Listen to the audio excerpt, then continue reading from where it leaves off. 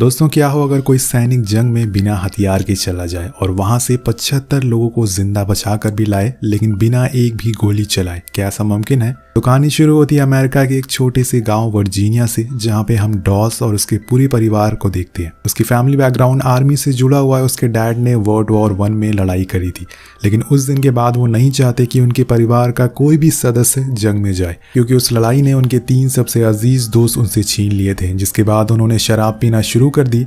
वो डॉस की माँ को हर रोज मारते पीटते थे, पर इन लोगों को अब इस चीज की आदत हो चुकी थी। अब एक दिन डॉस और उसका भाई के बीच में लड़ाई हो जाती है, जिसमें वो अपने भाई को इतनी जोर से मारता है कि वो बेहोश हो जाता है। लेकिन आखिर में उसे इस बात का बहुत बुरा लगता है। वो अपनी माँ और भाई से माफी मांगता है और उनसे वादा करता है कि आइंदा से वो कभी किसी पे हाथ नहीं उठाएगा। अब इसी तरह से 10 साल बीत जाते हैं। डॉस अब बड़ा हो चुका है, वो बहुत ही समझदार भी हो गया है।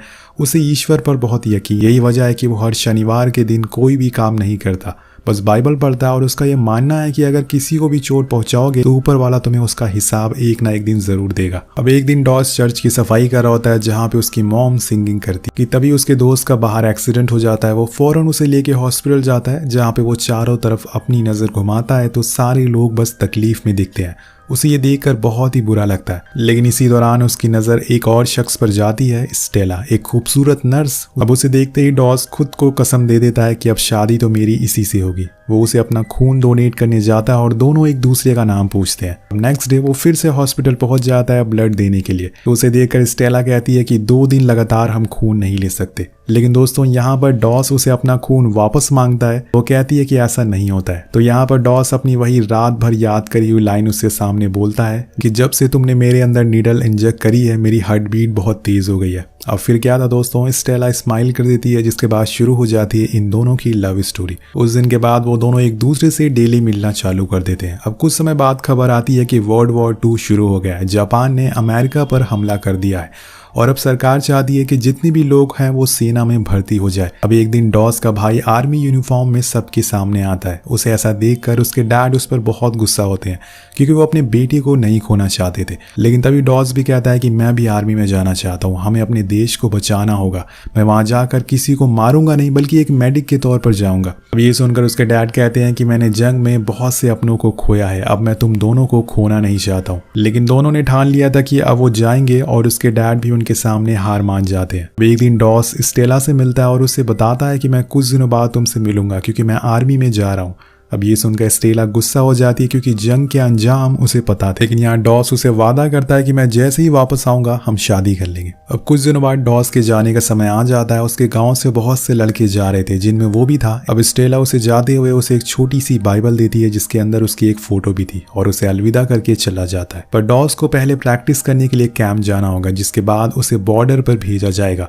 लेकिन यहाँ पे किसी को अभी तक ये नहीं बताया कि वो एक मेडिक के तौर पर आया है। कुछ देर बाद वहाँ पे सार्जेंट आते हैं, जो सबको देखते हैं और बहुत डांट सुनाते हैं, क्योंकि वो प्रैक्टिस में आने में बहुत लेट हो गए थे। इसी बीच उनकी नज़र डॉस पर पड़ती है। उसका मजाक उड़ाते हुए कहते हैं कि इसे संभाल कर रखना, वरना तेज हवा चली तो ये उड़ जाएगा। ऐसा उन्होंने उसके पतले शरीर को देखते हुए कहा था। अब इसके बाद सारे लोग प्रैक्टिस के लिए निकल जाते हैं, जहाँ पे डॉस बहुत अच्छा करता है। वो सारी चीज़ों में सबसे पहले नंबर पर आता है। और अब बारी आती है बंदूक उठाने की। सब लोग अपनी अपनी राइफल उठा लेते हैं, लेकिन वो बिना बंदूक के ही खड़ा रहता है। जब सीनियर इसकी वजह पूछते हैं तो वो सार्जेंट को कहता है कि मैं यहाँ किसी को मारने नहीं बल्कि बचाने आया हूँ, इसलिए मैं बंदूक नहीं उठा सकता। अब ये बात सुनकर सार्जेंट उसे बहुत सुनाते हैं और सबके सामने बहुत ही बेइज्जत भी करते हैं, लेकिन वो फिर भी वैसे ही खड़ा रहता है। तो सार्जेंट उसे कैप्टन के पास ले जाते हैं, जो उसे समझाते हैं कि जंग का वसूल है लड़ना, और बिना हथियार उठाए लड़ाई नहीं हो सकती। ऑर्डर फॉलो करने होंगे, वरना तुम्हें बीमार बताकर आर्मी से निकाल दिया जाएगा। लेकिन दोस्तों यहाँ पर वो अपनी बात पर अड़ा रहता है। यहाँ हम डॉस के यूनिट पर एक स्मिटी नाम के लड़के को भी देखते हैं, जो उसे बहुत बुरा भला कहता है। वो उसका हर तरीके से मजाक उड़ाता है, यहाँ तक कि वो उस पर हाथ भी उठा देता है, और उसकी बाइबल से स्टेला की फोटो निकाल कर उसके बारे में सबके सामने बहुत कुछ बोल देता है। लेकिन डॉस उसका कुछ जवाब नहीं देता। वो चुपचाप उसे सॉरी कह के फोटो ले लेता है। उसका ऐसा बिहेवियर देखकर सब उसे कायर कह के पुकारने लगते। अब यहाँ डॉस को पनिश भी किया जाता है, उसे बाथरूम साफ करवाया जाता है और एक्स्ट्रा प्रैक्टिस भी करवाई जाती है। और कुछ दिनों बाद उसे साइकियाट्रिस्ट को भी दिखाया जाता है, और कहीं वो किसी तरह का बीमार तो नहीं है।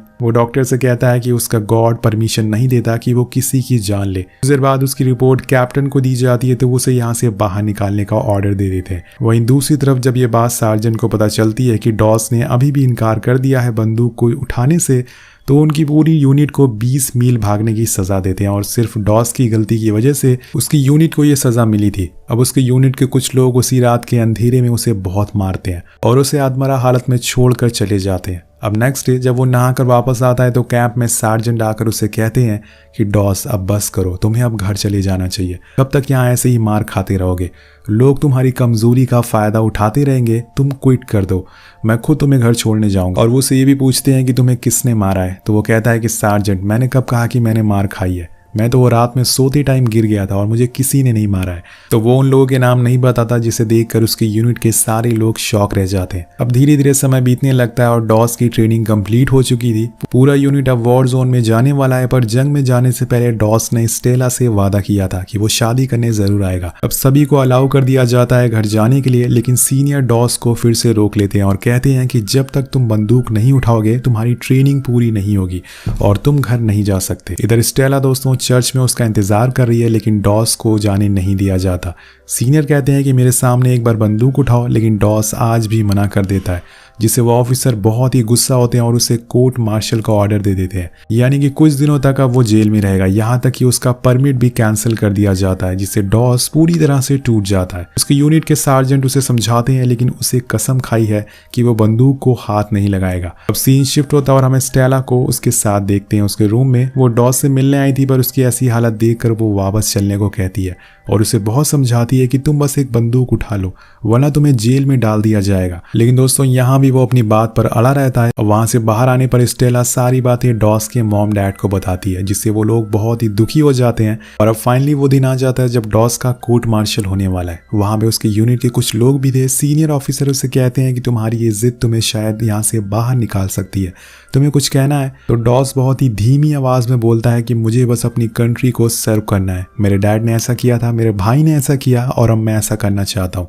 लेकिन मैं किसी की जान नहीं लूंगा। वहीं दूसरी तरफ हम डॉस के डैड को देखते हैं, जिन्होंने न जाने आज कितने सालों बाद आर्मी यूनिफॉर्म पहनी थी। अब वो एक जनरल के पास जाते हैं और उसने और जनरल ने एक साथ वर्ल्ड वॉर में लड़ाई करी थी। डॉस के डैड उससे बहुत देर तक बातें करते हैं, जिसके बाद वो सीधा कोर्ट मार्शल में पहुंच जाते हैं और वहां के सीनियर को वही लेटर दिखाते हैं जिसमें लिखा था कि डॉस जंग में जा सकता है, वो भी बिना हथियार उठाए, एक मेडिक के तौर पर। उस लेटर के नीचे आर्मी के सबसे बड़े जनरल के साइन थे, जिसकी वजह से वहां के लोगों को ये ऑर्डर फॉलो ही करना पड़ता है। उन्हें डॉस पर लगे सारे आरोपों को भी हटाना पड़ता है। अब इस चीज के लिए वो अपने डैड को थैंक यू कहता है, जिसके बाद वो स्टेला से शादी भी कर लेता है। और अब फाइनली वो दिन आ जाता है जब डॉस को जंग के मैदान में अपना पहला कदम रखना है। तो यहाँ समय चल रहा 1945 का। बीच रास्ते में डॉस को कुछ ट्रक आते हुए दिखते हैं, जिनके पीछे न जाने कितने सैनिकों की लाशें पड़ी थी। उन्हें देखकर सभी की रूह कांप जाती है। कुछ देर बाद हम एक सोल्जर को इनकी यूनिट के कैंप में आते हुए देखते हैं, जो आकर डॉस से कहता है कि क्या तुम हमारे साथ चल सकते हो, हमारा मेडिक मारा जा चुका है। तो स्मीटी पूछता है कि पर तुम आए कहाँ से हो? तो वो बताता है कि हैकशॉ से, लेकिन हमने वहां जाने की 6 बार कोशिश करी, लेकिन हर बारी हमें नीचे गिरा दिया जाता है और लास्ट बार हम टोटल 96 लोगों के साथ गए थे और उसमें बहुत सारे लोग मारे गए। वेल, अब हम उसी जगह को देखते हैं जहां पे ये जंग लड़ी जा रही है। ये असल में समुद्र के किनारे पर एक चट्टान है, जिसके ऊपर जापानीज बंकर में छुपे हुए हैं। वो छुपकर इन पर वार करते जा रहे हैं, इसलिए उन्हें मार पाना बहुत मुश्किल हो रहा है। अब इन्हें ऊपर तक एक रस्सी की मदद से चढ़कर जाना है, लेकिन उससे पहले अमेरिकन शिप दूर से गोला बारूद मारते हैं और जापानीज फिर से बंकर में जाकर छुप जाते हैं। तो अमेरिकन प्लेन्स ने बॉम्ब इसलिए गिराया था ताकि इन लोगों को टाइम मिल सके ऊपर चढ़ने का। जैसे ही वो कुछ दूरी तय करते हैं, ऊपर से खून की बूंदें गिरना शुरू हो जाती है, पर कोई हिम्मत नहीं हारता। वो एक एक करके आगे बढ़ते हैं और इनके साथ डॉस भी था। ऊपर जाने भी इन्हें बस चारों तरफ सड़ी हुई लाशें और धुआं मिलता है और उस पार जापानी सैनिक धीरे धीरे करके अपना कदम आगे बढ़ाते हैं। लेकिन इस बीच उन्हें पता चल जाता है कि सामने अमेरिकन आ चुके हैं और ये जानकर वो वहां से गोलियां चलाना शुरू कर देते हैं, जिसमें कई अमेरिकन सैनिक घायल हो जाते हैं। जिसके बाद से शुरू होता है डॉस का काम। वो फौरन उन सैनिकों के पास जाने लगता है जो घायल लगते हैं। वो उन्हें मॉर्फिन देता है ताकि दर्द कम हो सके। इसी बीच उसकी जान जाने ही वाली होती है कि तभी स्मीटी आकर उसे दुश्मनों से बचा लेता है। ये वही सोल्जर था जिसने उसे कैंप में बहुत मारा था, पर आज सभी लोग एक साथ हैं। अब अमेरिका ने जापानीज बॉर्डर के 2 बंकर फोड़ दिए हैं, लेकिन साथ में कुछ सैनिक भी घायल हो गए। लेकिन जापानीज अभी भी पीछे नहीं हट रहे हैं, वो सामने से गोलियां चलाए जा रहे हैं। अब इसी बीच सामने से धुआं आ जाता है, जिस वजह से इन्हें कुछ दिखाई नहीं देता और तो अमेरिकन सैनिक और ज्यादा घायल होना शुरू हो जाते हैं। और एक सैनिक जिससे दोनों पैर कट चुके थे, डॉस उसे नीचे पहुंचाने लगता है। तभी एक सोल्जर आकर उसे कहता है इसे मॉर्फिन दे दो, ये बच नहीं पाएगा। वो सैनिक डॉस से रिक्वेस्ट करने लगता है कि मुझे छोड़कर मत जाना, मेरे छोटे छोटे बच्चे हैं। अब ये सुनकर डॉस इमोशनल हो जाता है और वो उसे छोड़कर नहीं जाएगा, उसे फौरन उठाकर नीचे पहुंचा देता है। उधर हम देखते हैं कि दुश्मन अब करीब आते जा रहे हैं। तभी एक सैनिक उन पर फायर फ्लेम छोड़ देता है, जिससे वो सारे मारे जाते हैं। लेकिन अभी भी ये जंग खत्म नहीं हुई है। एक बंकर जिसमें से लगातार गोलियां चल रही थी, लेकिन तभी एक अमेरिकन सैनिक लॉन्चर से पूरा बंकर उड़ा देता है। इधर सैनिक इतने घायल हो चुके थे कि उन्हें देखकर ही बताया जा सकता था कि वो अब जिंदा नहीं बच पाएंगे। लेकिन डॉस हार नहीं मानता। उसे नहीं पता कि वो जिंदा बचेंगे या नहीं, पर उसे इतना जरूर पता है कि उन्हें नीचे पहुंचाना है। गोलियों के बीच में वो झुकते हुए एक एक करके घायलों को नीचे पहुंचा रहा था। वो भी ना तो गोली चलाया और ना ही गोली खाए। अब एक दूसरे को मारते मारते गोलियां चलाते चलाते सारा दिन ढल जाता है और दोनों तरफ के सैनिक आराम करने के लिए बंकर में चले जाते हैं, जिसमें उसकी मदद स्मिटी करता है। वो दोनों एक एक करके कई सारे लोगों को बचा लेते हैं और नीचे पहुंचा देते हैं। उस रात उन दोनों की आपस में दोस्ती हो जाती है और स्मिटी उसे माफी भी मांगता है जो उसने कैंप में उसके साथ किया था, और कहता है कि मैंने तुम्हारे जैसा इंसान आज तक नहीं देखा जो एक बंदूक ना छूने के चक्कर में इतनी गालियां सुने। डॉस उसके पीछे की वजह बताता है। वो कहता है कि कैसे उसके डैड हर रोज शराब पीकर आते थे और उसकी मॉम को बहुत मारते थे, लेकिन एक दिन जब चीजें ज्यादा बढ़ गई तो उसने उन पर बंदूक तान दिया। और वो पूछता है कि क्या तुमने गोली चलाई, तो डॉस कहता है कि नहीं, लेकिन हाँ मेरे दिल में मेरे लिए वो हमेशा के लिए मर गए थे।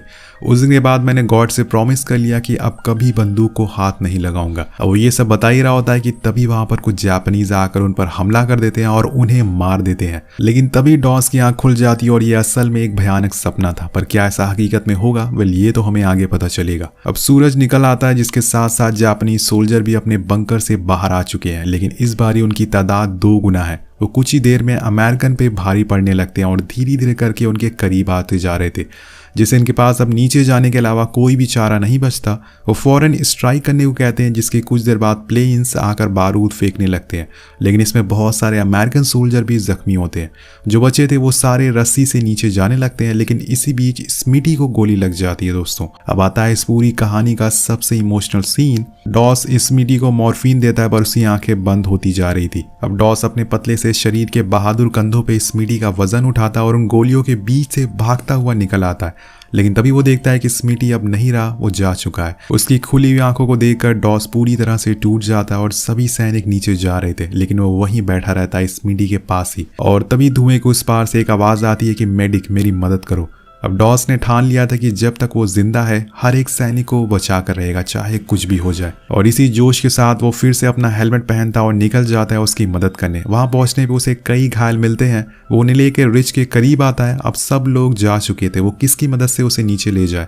तभी उसे एक रस्सी दिखती है, जिससे वो सैनिक के शरीर से बांध देता है और नीचे लटका देता है। अब नीचे सैनिक उस रस्सी को देख लेते हैं और फौरन उसको बचा लेते हैं। ऐसे ही कर करके वो कई सैनिकों को नीचे लाने में सफल हो जाता है। लेकिन तभी दोस्तों उसे जापानीज देख लेते हैं और अब उसका बच पाना नामुमकिन था। वो उनसे छुप कर एक बंकर में चला जाता है। ये असल में जापानीज का ही बंकर होता है। और तभी उसे एक जापानीज सैनिक भी घायल अवस्था में मिल जाता है। तो यहाँ पर वो उसे मारता नहीं, बल्कि उसे पानी और मॉर्फिन देता है। और ऐसे ही करते करते रात हो जाती है, लेकिन वो अभी भी लोगों को नीचे भेजता जा रहा था। उसने न जाने अपने यूनिट की कितने सारे लोगों की जान बचाई थी, लेकिन अब वो थक चुका है, क्योंकि असलियत में वो भी तो एक इंसान ही है। उसके शरीर में पानी की कमी हो गई है, साथ साथ में शरीर के कई हिस्सों में चोटें भी लग गई है। लेकिन वो गॉड से प्रे करता है कि मुझे बस इतनी ताकत देना कि मैं एक और घायल को बचा सकूं। और वो पूरी रात लगा रहता है ऐसे ही प्रे करते करते, और देखते ही देखते सुबह हो जाती है।